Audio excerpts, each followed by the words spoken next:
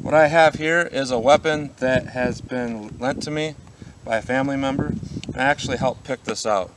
I have a female family member that she wanted a home defense handgun, and she wanted my advice originally a couple years ago, and I told her she needs a good double action revolver because she doesn't plan on shooting a whole lot. And when we went to the gun store, she didn't listen to what I said and listen to what the lady at the gun store said. And for some reason, that lady picked out a little tiny 380 auto for this family member to use as a home defense weapon, which I thought was kind of strange. Long story short, a few years later, she wants something better, and I said, you know what, you need that revolver because you don't really shoot a lot, and revolver is going to be more reliable for you if you just leave it set and don't practice as much. So she wanted my advice, and this is what I told her pretty much to get. I didn't give her this exact model, but what she ended up picking up was Smith & Wesson Model 64, 38 Special+P only.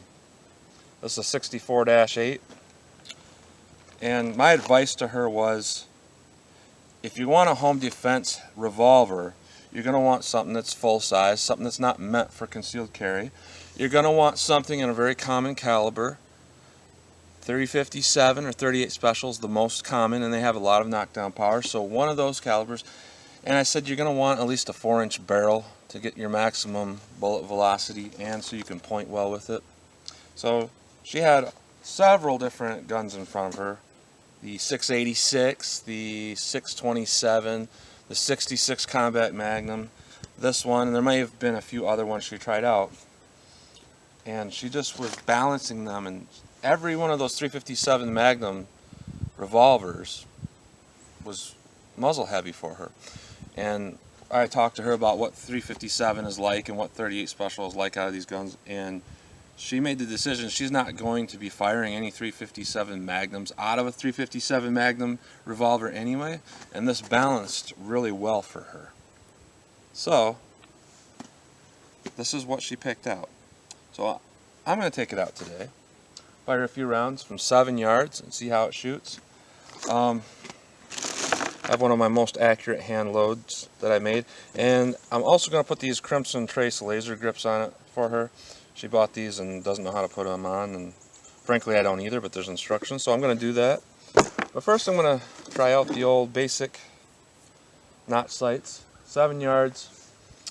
I have a steel plate out there about 50 yards. I'm going to fire a few off at that first, just to see how it feels, how the trigger feels for me, and then I'm going to shoot at that target.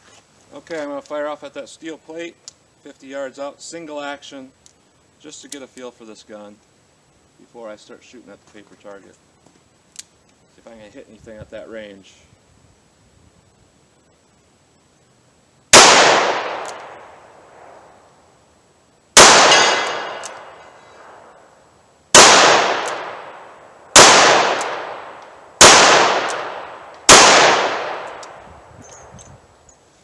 Well, I hit it once, but it felt good. It felt really, really good.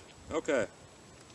Now, I'm going to fire from 7 yards, single action. I'm going to go for some headshots on this target. And then after that, I'm going to switch to double action on the body. See how that feels.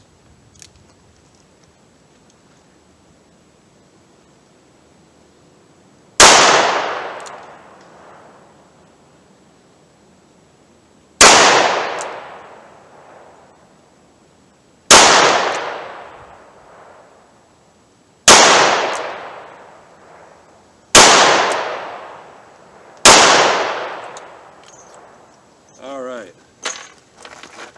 This thing has no recoil whatsoever. Feels like I'm shooting a 22.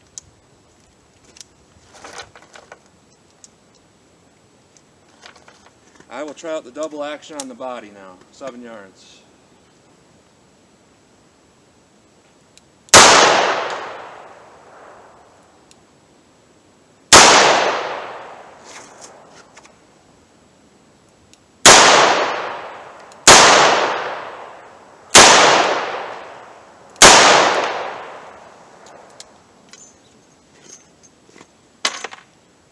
Alright. I did pull one a little bit. I felt myself jerk on it. But here we go, 7 yards, headshots. This is the first time I fired this firearm at a target, so I'd say that's not bad. You can see the one down here in the body I jerked a little bit, but the rest of them are pretty darn on. That's pretty capable accuracy for home defense. Not bad at all, really. I'm going to do some point shooting. No sights, I'm just going to shoot at the lower part of the target, see if I can hit it.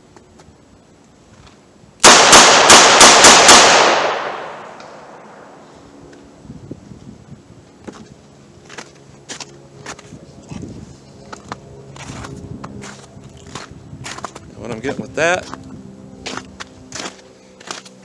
is that 6 rounds. General area where I was aiming, so, and I didn't look at the target and I didn't look at the front sight, so as a point shooter, it's not a bad little gun. And saying it's only a 38, it's a pretty powerful weapon actually, because with both critical defense plus P 110 grain rounds, or the light version, it's not a plus P, the 90 grain FTX quantity, both are close to about 290 foot-pounds of energy out of a 4-inch barrel. So you're that far away from being the energy level of a 9mm. And you couple that with 6 rounds of 100% reliability, not a bad home defense weapon at all, in my opinion, at all. You could do a whole lot worse than this. This is a really nice firearm. Beautiful, smooth.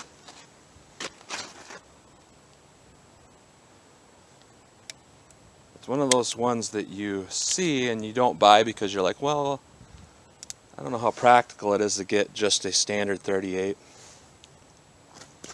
Well, let me say this. I've heard that there are advantages to getting a straight 38 versus 357 Magnum, and the reason is velocity and accuracy on a 38 Special. When you have a 357 Magnum, generally the cylinders aren't much different, but the part that tapers down in the cylinder to go from the size of the thickness of the outside brass to the actual diameter of the bullet, it's further forward in a 357 Magnum. So when you fire a 38 Special on a 357 Magnum revolver, you're kind of jumping into that tapered down part, and some people argue that that reduces accuracy, and numbers have shown it actually brings the velocity down on a comparable firearm like a 4-inch barreled 686 versus this. It's actually bringing the velocity of the 38 Special down by 50 feet per second when fired to that 357 Magnum, as where a 38 fired through a straight 38. It makes a little bit of sense too. So if all you're going to shoot is 38s and you don't want any recoil, this is a great revolver. So just wanted to share that. So thanks for watching. I'm going to put on my laser grips now, or her laser grips I should say, and see how those do. Okay, now I got the laser grips on. I thought it was going to be kind of complicated, but it was basically unscrew, screw, put in battery, screw, screw. That was it. Beautiful, actually. It almost looks better than the original grip because it does go right to the base of this grip frame. It looks very classic. Looks very, very nice. I have not adjusted any windage or elevation on it. I'm not exactly sure how to, but it says it's factory sighted for 50 feet. So I'm going to fire off a few rounds best I can using the laser activated. It's pretty bright out today, but you can still see the laser. I'm going to go for the headshots there. I don't know if you can see that laser in there. Let me see. Right there. Alright, I'm going to fire from about 6 yards, single action, using just the laser, and see if I can hit that headshots with this laser grip. Grip's kind of small feeling, but I lock it in place. Here we go.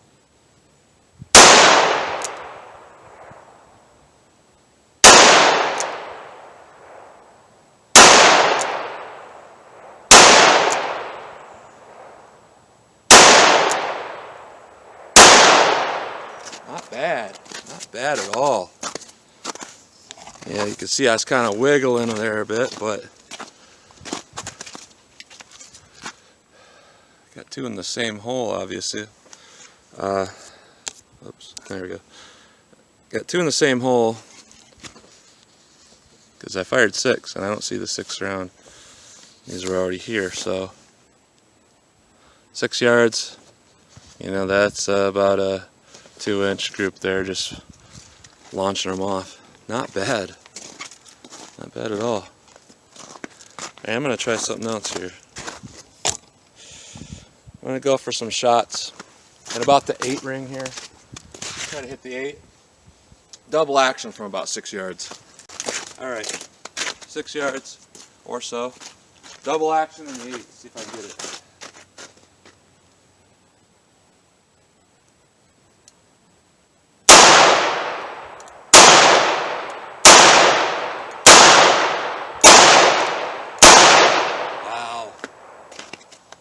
Wow, I love these. I didn't think they would be so good. I'm gonna have to get some for my J-frame of my own. I like that. I like that. That's a sweet little setup. Awesome, awesome, awesome. There you go. Smith & Wesson model 64. That's the 64-8. Sweet weapon. Thanks for watching.